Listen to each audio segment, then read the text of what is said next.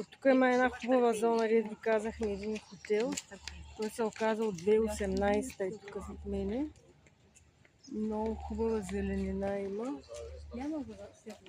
И говорих с бармана е там. Отзад на едно заведение, дето бяхме. И като те идват в понеделник, правят репортажи и снимат, като няма хора.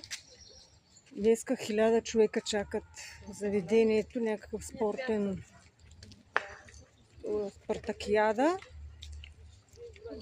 Пълно е, чужденци има всякакви. Даже като тая година много германци, австрийци, но вика румънци, поляци, всякакви. Пълно е. Предните уикенди просто е било дъждовно, но вече вика от този уикенд се напълни. Тъй, че булшит по телевизора. Айде, закриваме репортажа от Албена.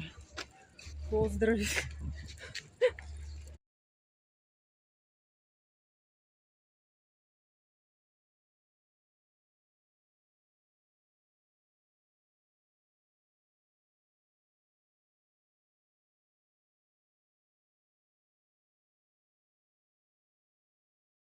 Ние сме много впечатлени тук от централната зона. Отдавна не сме се разхождали. Плажната зона изглежда мизерно. Кажи, че ти си впечатлена. Обаче тук едни хотели, едни зеленини.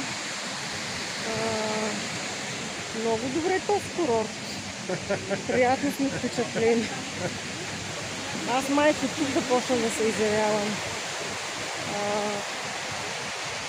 Тук